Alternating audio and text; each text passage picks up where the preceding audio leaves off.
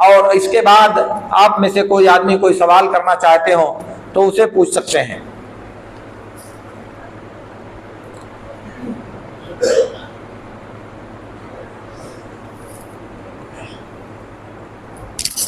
अगर सवाल आपने लिखा हो, अगर आपके पास सवाल तहरीर में हो तो यहाँ आप भेज दें, और जो तालिब सवाल ज़ुबानी करना चाहता है तो उसे खड़े होकर सवाल करने का हक है। सवाल अगर तहरीर में आपके पास है तो आप भेज दीजिए उसे, और अगर ज़ुबानी आप सवाल करना चाहते हैं तो खड़े हो जाएंगे।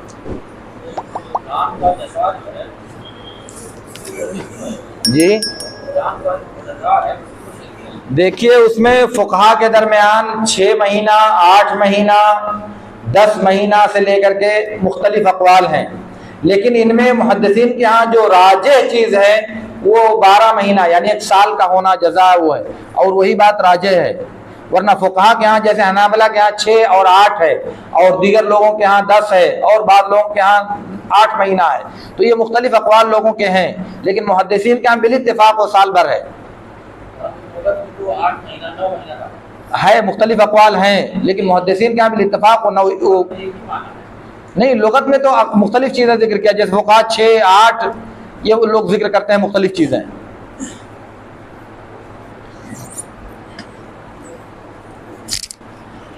हाँ मिलेंगे।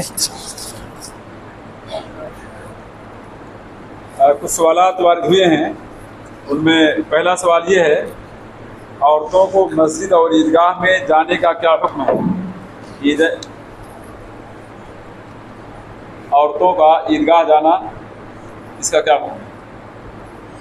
औरतों को ईदगाह में जाना और मर्दों के पीछे नमाज ईद में शरीक होना, या अगर वो माज़ूर हैं तो ईदगाह में उनका मौजूद रहना, ये फ़र्ज़ है। अल्लाह के नबी सल्लल्लाहु अलैहि वसल्लम ने मुतअद्दिद हदीसों में इस बात का हुक्म दिया है।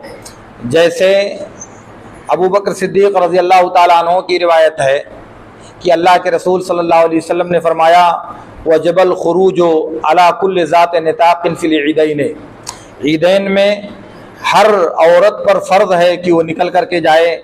और उम्मे अतिया वाली वो रवायत मशहूर है कि अल्लाह के नबी सल्लल्लाहु अलैहि वसल्लम ने हमको हुक्म दिया कि हम कुंवारी पर्दे वाली औरतों को लेकर के जाएं, हत्ता कि हायज़ा औरतों को भी ले जाएं, हत्ता कि उन औरतों को भी ले जाएं जिनके पास दुपट्टा नहीं है, वो अपनी बहन के दुपट्टे में ओढ़ करके ईदगाह में जाएं। तो ये सब ताकीदात इस बात पर दलालत करती हैं कि औरतों का ईदगाह में जाना फ़र्ज़ किया है शरीयत ने, और वो जाएं। और मर्दों पर फ़र्ज़ है कि उनको लेकर के अपने साथ जाएं, और ये जायज़ नहीं है कि मर्द जाएं ईदगाह में नमाज़ पढ़ने और औरतों को मस्जिद में भेज दें नमाज़ पढ़ने के लिए, क्योंकि ईद की नमाज औरतों की मर्दों से अलग नहीं है। औरतों की नमाज मर्दों के पीछे यही साबित है, इसलिए उनको मस्जिद में नमाज़ पढ़ाना और औरतों को मस्जिद में नमाज़ पढ़ाना और मर्दों का अपना ईदगाह में जाना, ये तरीक़ा सुन्नत के ख़िलाफ़ है, इसलिए दुरुस्त नहीं है। जहाँ से ईदगाह ना हो और किसी मस्जिद में औरतें इकट्ठा होकर के जमात से नमाज़ पढ़ती हैं, औरत ही इमामत कराए, तो क्या इसका कोई सबूत है? नहीं, ये चीज़ शरीयत में साबित नहीं है। ईदगाह ना होना ये एक उज़्र है, लेकिन जब तक आदमी उसके लिए माज़ूर है तब तक, वरना ये उज़्र ख़त्म करने की, जैसे दीगर चीज़ों की कोशिश की जाती है, इसको भी दूर करने की कोशिश करना लोगों पर फ़र्ज़ है कि उसका इंतज़ाम करें। इसलिए जब तक मजबूर है, हो सकता है कि अल्लाह ताला माफ़ करे, मगर मजबूरी ख़त्म होने की सूरत में और ये सुन्नत बना लेना कि चलो ऐसा चलेगा, ये तरीक़ा दुरुस्त नहीं है। बल्कि फ़र्ज़ है कि औरतों के लिए इंतज़ाम किया जाए, और वो भी मर्दों के पीछे। और अगर मर्दों के पीछे जगह तंग है, औरतें और मर्द इकट्ठा हो जाए तो जगह काफ़ी नहीं होगी, तो उसको आधा मर्द आधा औरतें 2 बार में कर सकते हैं। आधा मर्द और आधा औरतें एक बार पढ़ें, और आधा मर्द और आधा औरतें एक बार पढ़ें, लेकिन दोनों को साथ में पढ़ना चाहिए। अलग अलग पढ़ना ये शरीयत के मुताबिक नहीं है। जज़ाकुमुल्लाह खैर शेख, ईदैन की तकबीर के बारे में क्या हुक्म है? ईदैन की तकबीर 2 है। एक तो अगर मकसूद नमाज ईद की तकबीर है, जिसे तकबीर ज़वायद कहा जाता है, तो वो मुस्तहब और मसनून है। और अगर इससे मुराद मुतलक तौर से तकबीर है तो उनका हुक्म मैंने बयान किया कि ये तकबीरात मसनून हैं। अशरे ज़िलहिज्जा में पूरे 10 दिनों तक, बल्कि 13 तारीख तक तकबीर पुकारना मसनून है। और ईद की नमाज में, ईद के लिए जब निकला जाए तो तकबीर पुकारा जाए, ईदगाह में पहुँचा जाए तो तकबीर पुकारी जाए, इमाम आ जाए तो तकबीर बंद कर दी जाए। यही तरीक़ा साबित है। बारकाल्लाहु फीकुम शेख। ईदगाह में इज्तिमाई दुआ जायज़ या नहीं? ईदगाह में ईद की नमाज के बाद इज्तिमाई दुआ जायज़ या नहीं? ईद के बाद या ईद की खुतबे के बाद इज्तिमाई तौर से दुआ करना ये बिदात है, क्योंकि नबी सल्लल्लाहु अलैहि वसल्लम से ये दुआ करना साबित नहीं है। इस सिलसिले में तफसीली मालूमात आपको मजल्ला इस्तदराक के बाद शुमारों में और इसी तरह इज्तिमाई दुआ का हुक्म या इसी तरह से नमाज ईदैन में इज्तिमाई दुआ का हुक्म इन किताबों में मिलेगा। इसलिए इस सिलसिले में तफसीलात इससे पहले जिक्र की जा चुके हैं, आप उनकी तरफ मुराजा कर सकते हैं। बारकल्लाहु फीकुम शेख, कोई शख्स कुर्बानी का जानवर ख़रीदता है सही सालिम, लेकिन पड़ोस में किसी दुश्मनी की बुनियाद पर उसे किसी ने मारा और लंगड़ा हो गया, तो ऐसे बकरे की कुर्बानी जायज़ या नहीं? देखिए, अगर उसके पास इस्तिताअत है उस जानवर को बदलने की, तो उस पर फ़र्ज़ है कि वो जानवर को बदल कर दूसरा जानवर कुर्बानी करे, क्योंकि लंगड़े हुए जानवर की कुर्बानी जायज़ नहीं होती। अल्लाह के नबी सल्लल्लाहु अलैहि वसल्लम ने इससे मना किया है। अलबत्ता अगर वो माजूर है और दूसरा जानवर उसके बदले में नहीं ले सकता, तो हो सकता है इस नाते कि चूँकि जब उसने कुर्बानी को मुतय्यन किया तब वो बेऐब थी, तो हो सकता है कि उसकी कुर्बानी दुरुस्त हो, मगर इसकी कोई दलील नहीं है। मगर अहले इल्म इस बात को जिक्र करते हैं कि जिसने बेऐब कुर्बानी की नीयत किया और बाद में ऐब पैदा हुआ, तो उसके लिए वो कुर्बानी करना जायज़ है, क्योंकि उसकी नीयत के वक्त वो बेऐब और लंगड़ा नहीं था। तो अगर हो सकता है कि उस वक्त दुरुस्त हो, लेकिन अगर ताकत है तो उस पर फ़र्ज़ है कि उस जानवर को बदल कर दूसरा जानवर कुर्बानी के लिए ख़रीदे। अल्लाह इसी को खैर शेखना, ईदैन का वक्त कब से और कब तक है? ईदैन का वक्त मतलब ये हुआ कि ईद उल फित्र का वक्त तो चाँद कह रहा हूँ, दिन निकलने के बाद जब सूरज सवा नीज़े पर या एक नीज़े के बकदर हो जाए, उसके बाद उसका वक्त शुरू होता है। यानी नमाज ईद पढ़ने का वक्त सूरज निकलने के तकरीबन 20 मिनट के बाद शुरू होता है और सूरज में ज़वाल आने तक बाकी रहता है। और यही दोनों यानी ईद उल फित्र और ईद उल अज़हा की नमाज़ों का वक्त है कि उस वक्त से लेकर इस दरमियान कभी भी ईद की नमाज पढ़ी जा सकती है। सवाल तो शेख, ज़वाल शम्स तक, जी, ज़वाल शम्स के बाद वक्त ख़त्म हो जाता है। कोई शख्स सफ़र से आया शेख और दोपहर के वक्त घर पहुंचा, ज़वाल हो चुका है, अब वो ईद की नमाज पढ़ेगा या नहीं पढ़ेगा? यानी मुसलमानों ने जमात कर लिया है, जमात हो गई, उसकी फौत हो गई है, तो वो फौत शुदा जमात पढ़ेगा, 2 रकात अकेले पढ़ेगा। वो सवाल के बाद आया हो तो तब भी पढ़ेगा? तब भी पढ़ेगा, क्योंकि वो छूटी हुई है। मेरे साहब ज़माने में कोई ऐसी हदीस है कि अगले दिन पढ़ने का हुक्म दिया गया? तो वो तो उस वक्त है जब पूरे मुसलमानों की जमात ने नमाज पढ़ा ही नहीं था।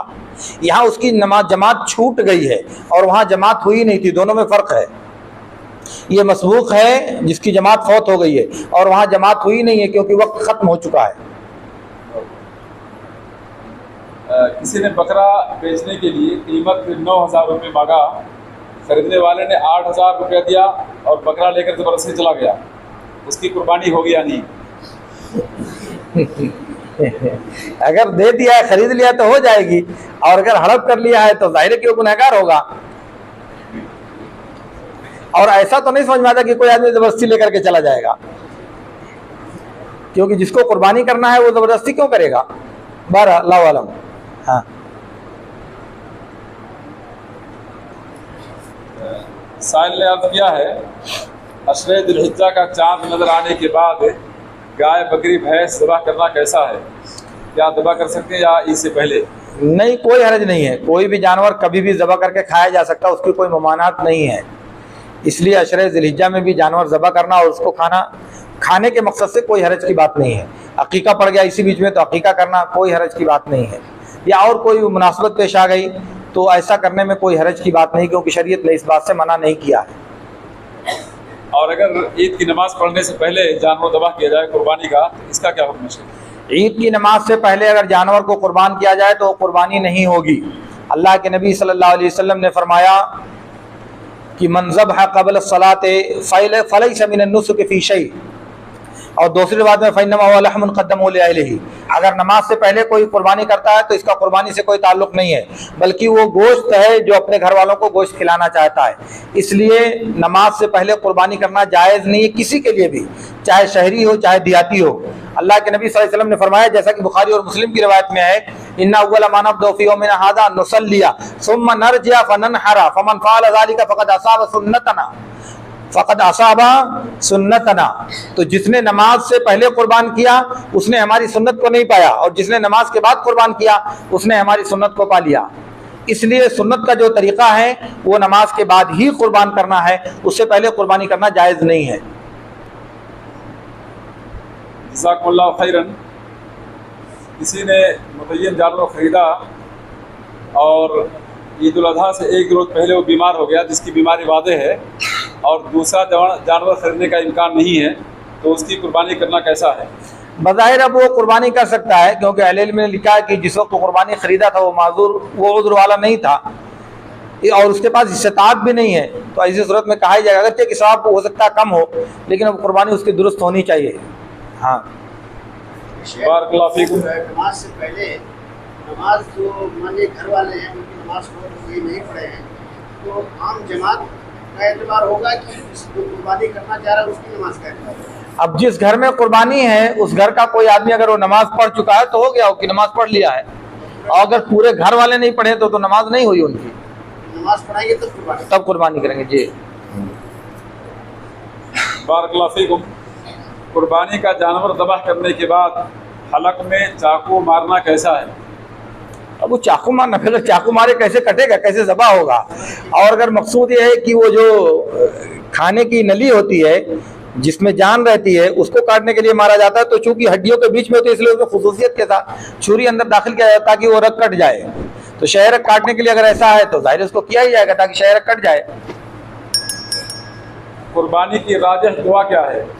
कुर्बानी की राजिह दुआ वही है जो बुखारी और मुस्लिम में साबित है। अनस बिन मालिक रज़ियल्लाहु ताला अन्हु ने कहा कि फ़अज़जाहुमा व वज़अ रिजलहु अला सफ़ाहिहिमा व सम्मा व कब्बर। दूसरी रिवायत में वक़ाल बिस्मिल्लाह अल्लाहु अकबर सुम्मा ज़बहहु, बिस्मिल्लाह अल्लाहु अकबर कहेगा और ज़बह कर देगा। क्या मैयत के नाम पर कुर्बानी कर सकते हैं? मैयत के नाम पर कुर्बानी करना जायज़ नहीं है, क्योंकि ये नबी सल्लल्लाहु अलैहि वसल्लम और सहाबे कराम से साबित नहीं है। इसलिए मैयत की तरफ से कुर्बानी करना ये इबादत नहीं है बल्कि बिदात है। इसलिए मैयत की तरफ से कुर्बानी करने से बचना चाहिए। जो लोग कहते हैं कि मैयत की तरफ से कुर्बानी कर सकता है वो कहते हैं कि पूरा जानवर वो सदका कर देगा, उसमें से नहीं खाएगा। तो जब वो सदका कर देगा तो कुर्बानी कहाँ हुई? कि कुर्बानी के बारे में हुक्म है कि खाओ और ज़ख़ीरा करो और सदका करो। तो जब सब सदका कर देगा, खाएगा ही नहीं, तो कुर्बानी के बारे में तो हुक्म है कि मन ज़हा फलियाकुल मिन उज़हियती, जो कुर्बानी करे उसे चाहिए कि अपनी कुर्बानी का गोश्त खाए। तो यहाँ तो कह रहे हैं कि सदका कर देगा, तो कुर्बानी कहाँ हुई? सदका हुआ। इसलिए ऐसी कुर्बानी हमारी शरीयत में नहीं है जिसका गोश्त ना खाया जाए। जी शेख बोलो।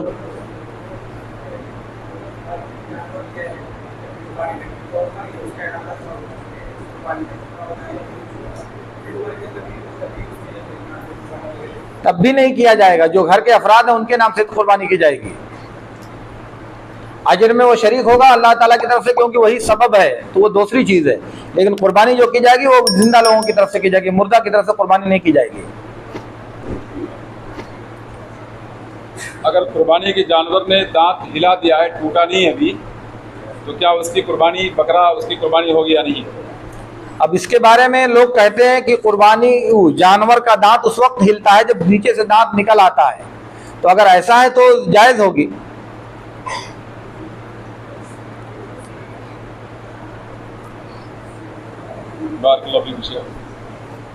एक बकरा है जिसका आधा कान कटा हुआ है, तो क्या उसकी कुर्बानी करना जायज़ है या नहीं? ऐसे जानवर की कुर्बानी करने से बचना चाहिए कि वह ऐबदार है और अल्लाह के नबी सल्लल्लाहु अलैहि वसल्लम ने जो गौर से देखने का हुक्म दिया उसके खिलाफ है। इसलिए बहुत सारे इल्म कहते हैं कि उसकी कुर्बानी जायज़ ही नहीं होगी। तो इसलिए ऐसे जानवर की कुर्बानी करने से बचना चाहिए। बारकल्लाहु फीकुम। अलैकुम बिसुन्नती व सुन्नतिल खुलफाए राशिदीन अल महदीयीन, इसका माना और मफ़हूम क्या है?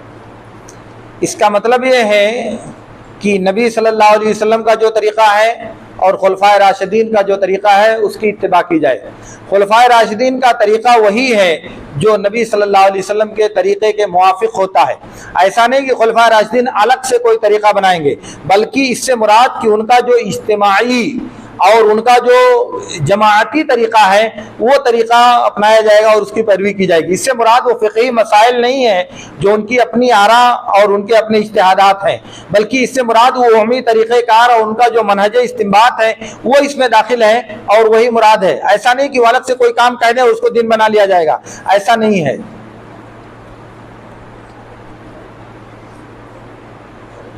अगर कोई शख्स इन 10 दिनों में नाखून या चमड़े गलती से काटे तो उसका क्या हुक्म है? उसका कोई हुक्म नहीं है, उसको तौबा इस्तिग़फ़ार करना चाहिए क्योंकि उसने गलत काम किया है।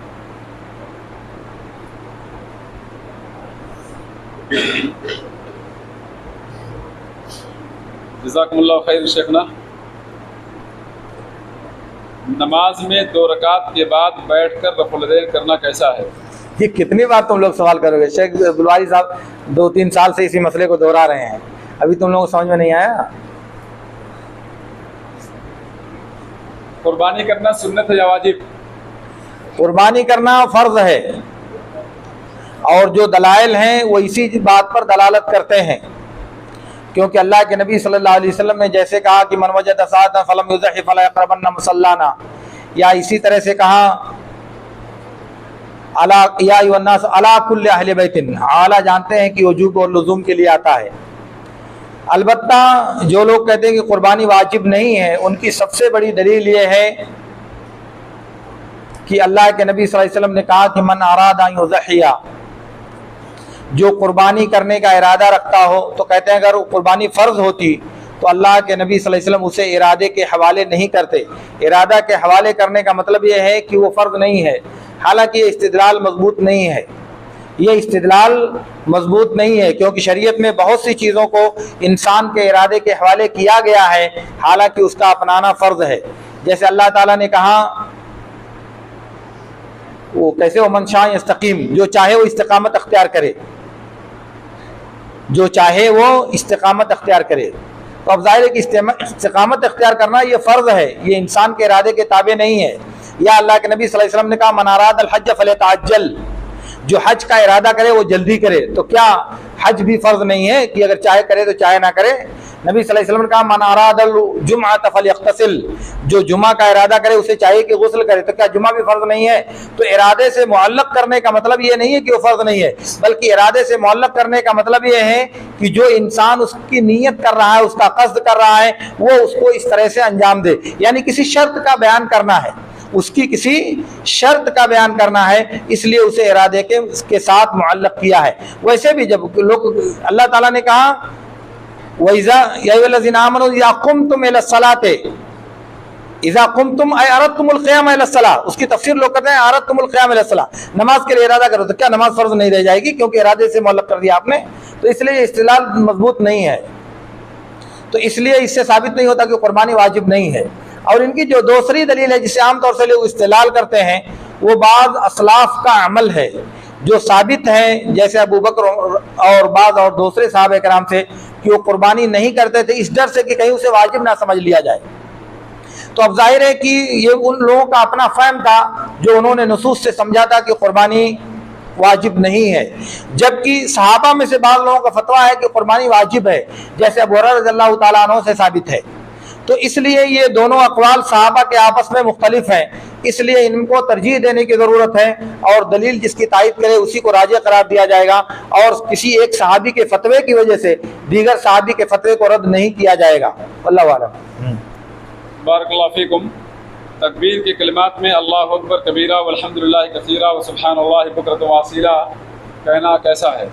मेरे इल्म के मुताबिक ये तकबीर के कलिमात में किसी से साबित नहीं है, बल्कि बाज़ रिवायतों में है, लेकिन वो मौजू रिवायतें हैं।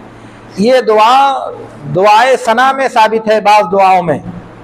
अलबत्ता तकबीर पुकारने के लिए ये दुआ साबित नहीं है, इसलिए इससे एतराज़ करना चाहिए और जो दुआएं असलाफ से साबित हैं उनको पढ़ने की कोशिश करनी चाहिए। वैसे इस बारे में वसाअत ज़्यादा है, क्योंकि अल्लाह के नबी सल्लल्लाहु अलैहि वसल्लम ने मुतय्यन नहीं किया, जितने तकबीरात वारिद है वो सहाबा कराम से ही है, लेकिन फिर भी वो जो साबित है उसको तलाश करना चाहिए, क्योंकि पूरी की पूरी भलाई उसी में है जो सलफ से साबित है। शेख, एक सवाल ये है, इस वक्त बहुत आम है सोशल मीडिया पर कि कुर्बानी का चमड़ा बहुत कम कीमत में लोग खरीदते हैं, तो कुछ लोग ये कह रहे हैं कि उसको बेचने के बजाय डैमेज कर दिया जाए, उसको दफन कर दिया जाए या इस्तेमाल ले लिया जाए, क्योंकि इससे मुस्तफ़ीद गैर हो रहे हैं मुसलमान उससे मुस्तफ़ीद नहीं हो पाते हैं, क्योंकि 15 रुपये में चमड़ा खरीदते हैं और हमसे, और वहाँ जा कर के मतलब उसको बेचते हैं 80 रुपये में। लेकिन जो बड़ी पार्टी है जो उसको इस्तेमाल में लाती है, उसको ज़्यादा पैसे में ख़रीद करके उसको अपने मसरफ में लाती है। तो फ़ायदा ज़्यादातर होता है, 80% फ़ायदा गैर मुस्लिमों को होता है, जो हिंदुस्तान की सूरत हाल है। तो ऐसे में क्या कुर्बानी दिया जाए या दफन किया जाए? कुर्बानी के चमड़े को दफन कर देना या ज़ाय कर देना, ये किसी भी एतबार से हिकमत की बात नहीं लगती। उसको इस्तेमाल कर लिया जाए ये समझ में आता है, सस्ता बेच दिया जाए ये भी समझ में आता है, लेकिन उसको ज़ाय कर दिया जाए इसलिए कि दूसरे फ़ायदा ना उठाने पाएँ, मुझे नहीं लगता कि हमारी जिम्मेदारी बनती है कि कुर्बानी के चमड़े से दूसरे लोग या गैर मुस्लिम लोग फ़ायदा ना उठाने पाएँ, इसलिए चमड़े को ज़ाय कर दिया जाए। मुझे समझ में आता है कि ये ज़ाते माल है, इसलिए इस तरह की सोच खाली एक फितना बर्पा करने वाली बात है, वरना इसका कोई फ़ायदा मुसलमानों को हासिल होने वाला नहीं है। मुसलमानों को सीधे साधे जो हुक्म दिया गया उस पर अमल करना चाहिए, उसके नतीजे से बेपरवाह होकर सुन्नत की इत्तिबा की कोशिश करनी चाहिए। जाहिर है कि ये शोशे छोड़ना और इस तरह पता लगाना और इस तरह फिर मुसलमानों के अंदर बददिली पैदा करना, ये सब चीज़ें मुझे अच्छी नहीं लगती हैं और ना ये मनहज सलफ़ के मुताबिक अमल है। बल्कि जो सीधी बात है कि कुर्बानी का चमड़ा गरीबों मिस्किनों को दिया जाए या खुद इस्तेमाल कर लिया जाए या खा लिया जाए, वो एक अलग तरीका है अपने लिए, मगर ये कि उसको दफन कर दिया जाए और ज़ाय कर दिया जाए ये बात ज़्यादा माकूल नहीं लगती, अगरचे कि उसका रेट कम मिलता है या नहीं मिलता है। और बेचने का हुक्म क्या है? कोई आदमी अपनी कुर्बानी का चमड़ा बेचे तो उसकी कुर्बानी नहीं होगी। किसी इंसान के लिए अपनी कुर्बानी का चमड़ा जब बेचना जायज़ नहीं है, अगरचे कि वो कहे कि मैं बेचकर पैसा इस्तेमाल नहीं करूंगा बल्कि सदका कर दूंगा, फिर भी उसके लिए अपनी कुर्बानी का चमड़ा बेचना जायज़ नहीं, क्योंकि उसने अपनी कुर्बानी का चमड़ा बेचा। शरीयत ने नहीं कहा कि किसके लिए बेचेगा वो, शरीयत का लफ्ज़ है मंबा जिल्द उज़ियती फला उज़ियत अला। अब किस लिए बेचा है, किस मकसद से बेचा है, शरीयत ने इसकी वजाहत नहीं किया है, इसलिए अगर वो बेचता है तो ये जायज़ नहीं है, अगरचे कि बेचकर वो सदका कर दे फिर भी जायज़ नहीं है। इसलिए जिसको देना उसको दे दे, वो बेचे या जो चाहे करे, ये बेचने वाले की अपनी मर्जी होगी, यानी जो चमड़ा पाए उसकी अपनी मर्जी होगी, लेकिन हम अपनी कुर्बानी का चमड़ा नहीं बेच सकते क्योंकि हम लोग उससे मना किया गया है। जज़ाकुमुल्लाह खैर शेख, बड़े जानवर में बाज़ हिस्से कुर्बानी और बाज़ हिस्से अकीका, क्या ऐसा सलफ़ से साबित है? नहीं, ये तरीका बिदात है और जायज़ नहीं है, क्योंकि हिस्सा सिर्फ कुर्बानी में साबित होता है, अकीक़े में हिस्सा नहीं होता। अकीक़े में जान की कुर्बानी दी जाती है जान के बदले में, इसलिए वहाँ हिस्सा नहीं चलेगा। अगर किसी एक इंसान को एक लड़का पैदा हुआ है तो 2 गाय करना या 2 बैल करना ज़रूरी होगा, एक बैल और एक गाय काफ़ी नहीं होगा, चाहिए जाए कि उसमें से हिस्सा लिया जाए। इसलिए कुर्बानी में हिस्सा चलता है लेकिन अकीक़े में हिस्सा नहीं चलेगा। वैसे भी अकीक़ा बड़े जानवर का नहीं होता, अकीक़े के लिए ज़रूरी है कि वो बकरा और बकरी से अकीक़ा किया जाए, बैल और ऊँट से अकीक़ा करना जायज़ नहीं है, वो जायज़ ही नहीं है, तो इसलिए हिस्सा लेना बदरजा औला जायज़ नहीं होगा। हाँ, जज़ाकुमुल्लाह खैर शेखना, क्या परफ्यूम जिसमें अल्कोहल हो उसको इस्तेमाल करके नमाज पढ़ सकते हैं या नहीं? अल्कोहल बहुत सुनता हूँ लेकिन मैं उसकी हकीकत आज तक नहीं समझ सका। बहुत सी बहसें और बहुत से मकालात इस सिलसिले में पढ़ने की कोशिश किया, मगर मैं कोई नतीजा नहीं निकाल सका कि वो है क्या। और जितने लोगों से दरियाफ्त किया, अच्छे अच्छे डॉक्टरों से मैंने रुजू करने की कोशिश किया, लेकिन कोई आदमी कोई साफ बात नहीं बता सका। इसलिए इतना हंगामा है अल्कोहल का, वो मेरी समझ से वो सब बातें बाहर हैं। हमने इत्र इस्तेमाल किया है, वो सादा है, इसलिए वो हमारे लिए इस्तेमाल करना जायज़ है। वो पहले क्या था उसके बारे में अल्लाह ताला हमसे सवाल नहीं करेगा। बारकल्लाहु फीकुम। अशरे दिलहिज्जा से 1-2 रोज़ पहले किसी की यहाँ वलादत हुई तो क्या अशरा के दाखिल होने के बाद उसके सर के बाल को तराशेंगे या नहीं? बिल्कुल तराशेंगे, क्योंकि उसका हुक्म एक अलग हुक्म है, क्योंकि योम साबई उसके लिए शरीयत का हुक्म है। अगर 7वां दिन उसी बीच में पड़ता है तो इस खास हुक्म के नाते इस उमूम से उसको मुस्तस्ना किया जाएगा, क्योंकि एक आम हुक्म है कि अशरे दिलहिज्जा में कोई बाल और नाखून ना तराशे, आम है, और वो बच्चा उन्हीं दिनों में पैदा हुआ, एक खास हुक्म है। और जब भी आम और खास में तारुज़ हो तो खास को मुकद्दम किया जाता है, इसलिए उसका बाल मुड़ा जाएगा इन 10 दिनों में। बारकल्लाहु फीकुम। ईदगाह में जमात खड़ी होने से पहले तक तकबीर पुकारना कैसा है? अगर इमाम नहीं आया है तो तकबीर पुकारना मुस्ताहब है, कोई हरज की बात नहीं है।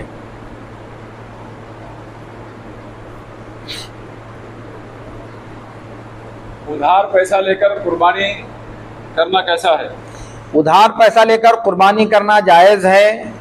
शर्त यह है कि आदमी उस पैसे की अदायगी की ताकत रखता और उसके पास असबाब हों कि वो पैसा फला जरिए से पा जाएगा और कुर्बानी को अपने कर्ज को अदा कर देगा। इसलिए ऐसी सूरत में उसके लिए कर्ज लेकर के कुर्बानी करना जायज़ है और कोई हर्ज नहीं है। बता चलिए दिख रहा भाई, ये गाड़ी सही नहीं है यार। जानवर को शेख ज़बा करते वक्त किबला रुख करना ज़रूरी है क्या?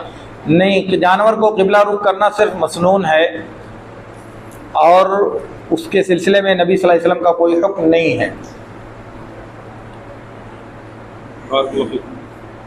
ये जो कुर्बानी के जानवर को ज़बा करने से पहले दुआ में अल्लाहुम्मा तक़ब्बल मिन्नी, इसको कब पढ़ना है? ज़बा करने से पहले या बाद में? दोनों वक्त पढ़ सकते हैं, उसे ज़बा करते हुए पढ़ना चाहिए, बिस्मिल्लाह अल्लाहु अकबर कहने के बाद। कुर्बानी करने से पहले, ज़बा करने से पहले चंद आयात जो लोग पढ़ते हैं उसका पढ़ना कैसा है? वो पढ़ना दुरुस्त नहीं है, क्योंकि वो नबी सल्लल्लाहु अलैहि वसल्लम से वो रिवायत साबित नहीं है।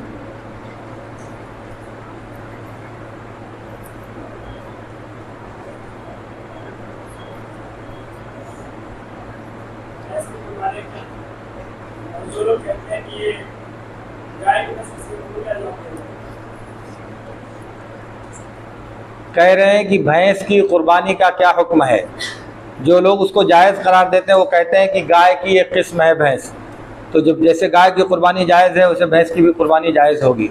लेकिन ये बात गलत है, क्योंकि एक तो भैंस की कुर्बानी नबी सल्लल्लाहु अलैहि वसल्लम और सहाबा कराम से साबित नहीं है, और गाय और भैंस की माहियत में यानी उसकी हकीकत में ज़मीन और आसमान का फ़र्क है। दूसरी बात है कि लुगत में अगरचे कि लोगों ने लिखा है, इब्न मंजूर ने भी और उससे पहले भी लोगों ने, तो लुगत में बहुत सी बातें लिखी हैं जो शरीयत में मतरूक होती हैं, उन पर मामूल उस पर अमल नहीं होता। जैसे मिसाल के तौर पर लुगत में उठाकर देखा जाए तो लफ्ज़ शात का कुर्बानी करने का हुक्म है, और लफ्ज़ शात में आपको मिलेगा ऊँट, गाय, हिरन, नीलगाय। तो क्या हिरन और नीलगाय की भी कुर्बानी की जाए? क्योंकि लुगत में लिखा है कि ये शात है, क्योंकि लुगत में लिखा है कि ये शात है। तो अगर लुगत से इस्तिदलाल है तो हिरन और नीलगाय की भी कुर्बानी जायज़ होना चाहिए, क्योंकि अरबी ज़ुबान की जो लुगत है उसमें लिखा हुआ है। तो ज़ाहिर है कि नहीं जायज़ है, क्योंकि वो उसकी कुर्बानी करना साबित नहीं है। इसी तरह से भैंस की भी कुर्बानी जायज़ नहीं है, अगरचे कि वो बकर है, क्योंकि उसकी कुर्बानी करना साबित नहीं है। तो अगर भैंस की कुर्बानी करना जायज़ है तो नीलगाय और हिरन की भी कुर्बानी करना जायज़ होगा, क्योंकि वो भी लुगत में लिखा हुआ है, इसलिए दोनों जायज़ नहीं है।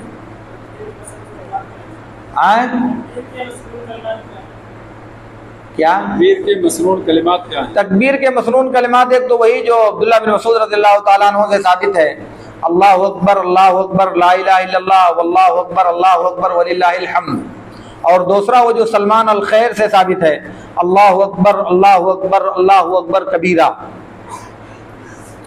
हाँ, बारकल्लाहु फीकुम। कुर्बानी सुन्नत इब्राहिमी या सुन्नत मोहम्मदी सल्लल्लाहु अलैहि वसल्लम? कुर्बानी हकीकी तौर से ना सुन्नत इब्राहिमी है और ना सुन्नत मोहम्मदी है, क्योंकि सुन्नत का जो इतलाक़ हमारे यहाँ है कि जो फ़र्ज़ के मुकाबिल में हो, तो राजे कौल के मुताबिक मैंने कहा कि कुर्बानी करना फ़र्ज़ है, इसलिए ये फ़र्ज़ मोहम्मदी का होगा। और जो लोग सुन्नत इब्राहिमी कहते हैं वो कहना तो किसी भी सूरत में जायज़ नहीं है, क्योंकि उसकी बुनियाद जिस रवायत पर रखी गई है वो एक झूठी रवायत है। उसकी बुनियाद जिस रवायत पर रखी गई है वो एक झूठी रवायत है। काला सुन्नत अबीकुम इब्राहिम, इसी से लोगों ने इसको सुन्नत इब्राहिमी करार दिया है। तो अब जाहिर है कि ये बुनियाद जब साबित नहीं है और झूठी है तो जाहिर है कि इससे मसला भी साबित नहीं होगा, इसलिए ये सुन्नत हमारे नबी सल्लल्लाहु अलैहि वसल्लम की है। अभी जो हदीस मैंने पढ़ी कि बुखारी और मुस्लिम में अल्लाह के नबी ने कहा, फमन फ़अल ज़ालिका फ़क़द असाब सुन्नतना, हमारी सुन्नत को पा लिया। तो ये सुन्नत मोहम्मदी हुई, सुन्नत इब्राहिमी नबी सल्लल्लाहु अलैहि वसल्लम ने नहीं कहा है। हाँ, बारकल्लाहु फीकुम। किसी के घर कुर्बानी का जानवर था, वो गुम हो गया, अय्याम तशरीक गुजर जाने के बाद मिला, तो उसका क्या हुक्म है? उसको रखेगा, अगले साल कुर्बानी आएगी तो फिर कुर्बानी करेगा।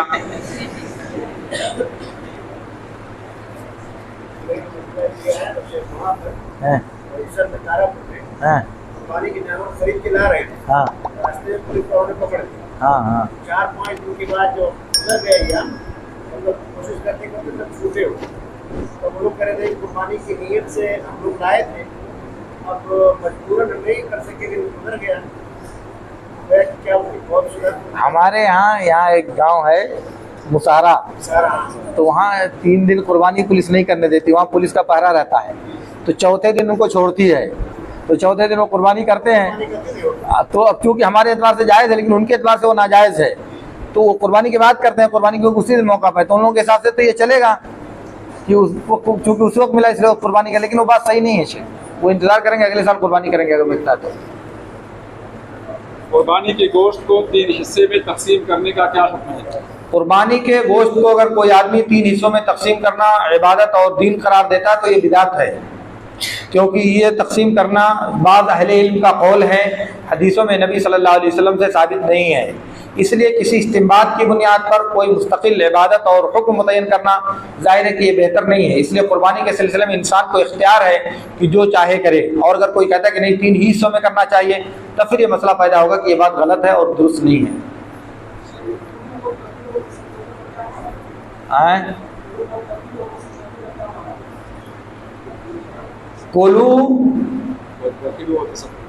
कोलू व दखिरु व तसद्दक़ु, दूसरी रवायत में कोलू व अतइमु व दखिरु, तीसरी रवायत में है कोलू व दखिरु।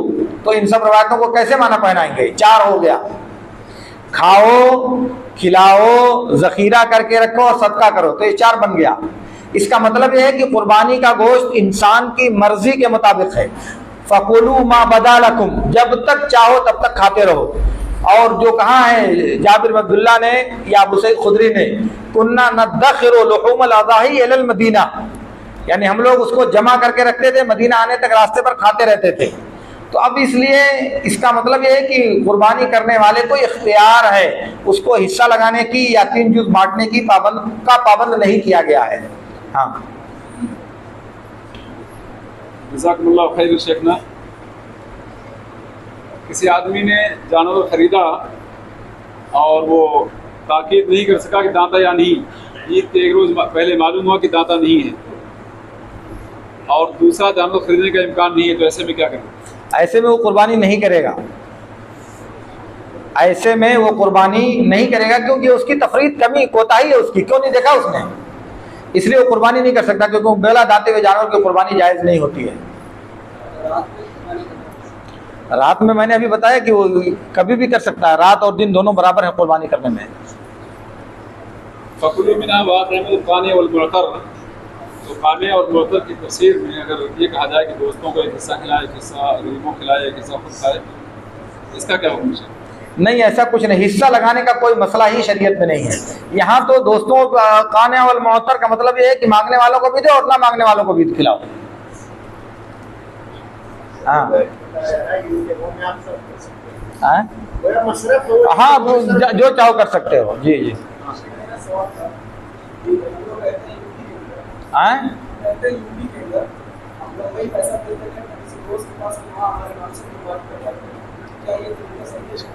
अब ये तरीका तो सही होगा इस शर्त के साथ कि कुर्बानी का कोई गोश्त खाने वाले को पहुंचाया जाए, और बज़ाहिर तो कुर्बानी हो जाएगी, लेकिन उसका एक हुक्म यह है कि कुर्बानी करने वाला कुर्बानी का गोश्त खाए। कुर्बानी करने वाला खाए तब तो पता, मन ज़हा फलियाकुल मिन उज़ियतिही, तो वो खाए। अगर वहाँ से कुर्बानी का गोश्त आता है सुखा करके या पका करके, तब तो हुक्म पूरा हो जाएगा। अगर नहीं भी आता तो ये गुनाह होगा उसके ज़िम्मा, लेकिन कुर्बानी हो जाएगी। हाँ, कैसे खिलाएंगे? तो अब जाहिर नहीं करेंगे इसलिए। ईदैन की तकबीरात ज़वाइद में रफ़उल यदैन करना कैसा है? ईदैन की तकबीरात ज़वाइद में रफ़उल यदैन करना नबी सल्लल्लाहु अलैहि वसल्लम से साबित नहीं है, इसलिए रफ़अ यदैन नहीं करना चाहिए। अब बस करो, बहुत चले दो। हाँ, वो मत देखिए, वो घड़ी खराब है। हाँ, औरत अपनी कुर्बानी के जानवर खुद ज़बह करना चाहे तो ज़बह कर सकती है। एक तो इसलिए कि शरीयत में इसकी ममानत की कोई दलील नहीं है, दूसरे इसलिए कि बाज़ वाक़यात में साबित है कि नबी सल्लल्लाहु अलैहि वसल्लम के ज़माने में बाज़ औरतों ने जानवर को ज़बह किया है, इसलिए जानवर का और औरतों की तरफ से ज़बह करना जायज़ है, इसलिए शरई एतबार से इसमें कोई हर्ज नहीं है।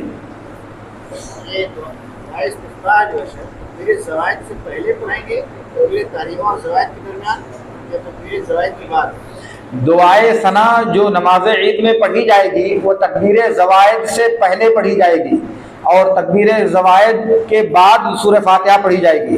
तो जो क़िरात से पहले, क़िरात से मुराद सूरह फातिहा है, दुआए सना इसमें शामिल है। दुआए सना के बाद कही जाएगी तकबीर ज़वाइद। पहले दुआए सना, फिर तकबीर ज़वाइद, फिर सूरह फातिहा। एक गाय में 7 लोग हिस्सा ले सकता है।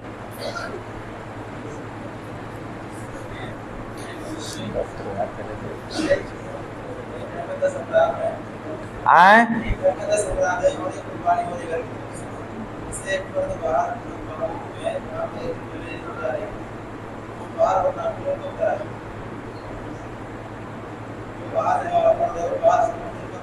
वो कुर्बानी कहाँ कर रहा है, वहां पे कि यहाँ पे?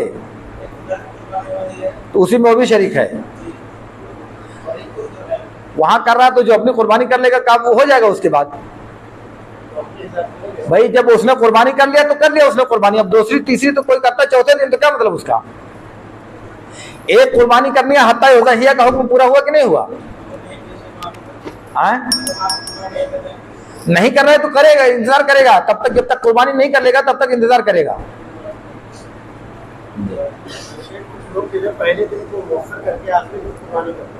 हाँ तो बाल नाखून नहीं तराशेंगे शेख, वो इंतजार करना पड़ेगा क्योंकि हत्ता उज़हिया नस है,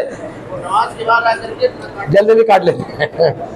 बाल और नाखून तराशना जो मना है वो कुर्बानी करने तक मना है। कुर्बानी करने के बाद उसकी रुख्सत है, नमाज पढ़ने के बाद उसकी रुख्सत नहीं है।